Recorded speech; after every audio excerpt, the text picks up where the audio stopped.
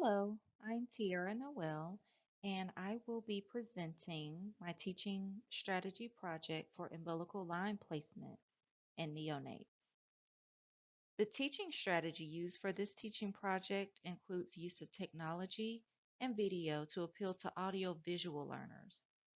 Following presentation during in-person lecture, students will be equipped to perform return demonstration of inserting an umbilical venous and umbilical arterial catheter, or a UVC and a UAC, in Skills Lab. This teaching project could also be used for online learning as a self-instructed module.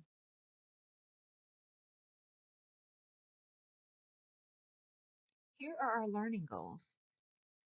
Upon completion of this learning session, student will understand the purpose of inserting umbilical venous and arterial catheters, or UVCs and UACs, in neonates.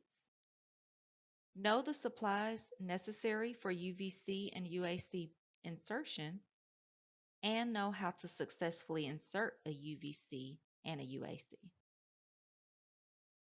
Now let's take a look at our learning objectives. After this learning session, the student will be able to explain 3 out of 4 instances or circumstances a neonate would require placement of an umbilical venous and arterial catheter. Differentiate between the two types of umbilical central lines. Select all required supplies necessary to successfully place an umbilical central catheter. And demonstrate successful placement and securement of an umbilical venous and arterial catheter in Skills Lab. So before we discuss prepping and the different supplies necessary for insertion of these lines, let's take a look at why a neonate would even require insertion of an umbilical line. The protocols are different for each facility, so the information that I've gathered here is based on the protocol from Toronto Center for Neonatology Health. The criteria that are listed here are instances or circumstances they would insert either a UVC or a UAC. Those instances are an unstable neonate born less than 29 weeks gestation, resuscitation required at delivery, difficulty obtaining peripheral IV access, hemodynamic instability such as hypotension or hypovolemia, and they would also insert these lines for infants requiring frequent blood sampling. An example of this type of circumstance would be an infant being cooled for HIE. They require frequent lab draws. So it is ideal to have an umbilical arterial line to draw these blood samples for testing. Now let's take a look at the different types of umbilical central lines.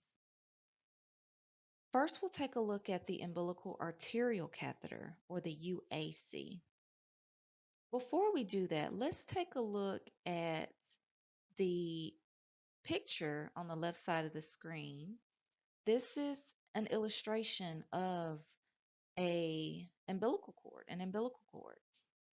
And this picture gives us a visual of what we're looking for before we prep and insert these lines. So in the umbilical cord, you have 2 umbilical arteries and 1 umbilical vein. And if you look, it looks almost like an upside down smiley face. You've got your 2 eyes at the bottom. Those are your 2 umbilical arteries. And then you've got this wide mouth that almost looks like a smile. That's at the top. That's considered 12 o'clock. That is our umbilical vein. So this visualization helps us to sort of determine where we're going with these lines before we prep and insert. So as you can see, there are two umbilical arteries. So with insertion, you've got two options. Um, it is up to the nurse or the practitioner to use their judgment to determine which is the best option. And you'll figure that out when you're doing your prep work. And we'll talk about that a little bit later on in the presentation. But our umbilical arterial catheter is inserted into either two of those arteries, and it allows for sampling of the blood, and this is arterial blood, as well as monitoring our blood pressures, and it also helps us to make clinical decisions based on medication administration and assessment findings. Now let's take a look at the umbilical venous catheter, or the UVC. As you can see, we have the same illustration on the side, on the left side of the screen, and you can see that our umbilical vein is at the 12 o'clock position, the blue wide mouth. So that is where we're going to go to insert this line. Its access is ideal for administration of vasopressors, such as blood pressure medications like dopamine, dobutamine. And these values that you obtain when you're monitoring your blood pressure with your UAC. Remember, we can monitor our blood pressure through that UAC insertion. This then guides our clinical judgment and our interventions to where we can utilize that UVC to administer our vasopressors and fluids if necessary. Now let's talk about the supplies we need to insert these catheters. The great thing about the kits or the trays we have, the catheterization trays, they pretty much have everything you need minus a few items.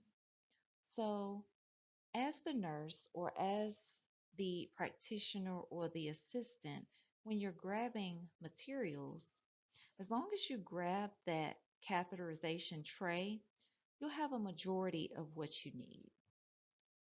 In addition to that tray, you'll also want to grab some gowns, gloves, caps, and a mask, either a 5 French catheter, and the 5 French is going to be used if your baby is less than 1,200 grams, or a 3.5 French catheter for babies that are greater than 1,500 grams. You'll also need to grab a stopcock, three-way stopcock, IV tubing, and saline flushes. So while this looks like a long and daunting list, like I said, a majority of these items are found in the tray. You'll just need to know, based on your facility, what's in your tray and what additional items you'll need to grab. For this project, I have included some videos of preparing for the umbilical line placement, preparation of the skin, and the actual procedure for insertion of those umbilical lines.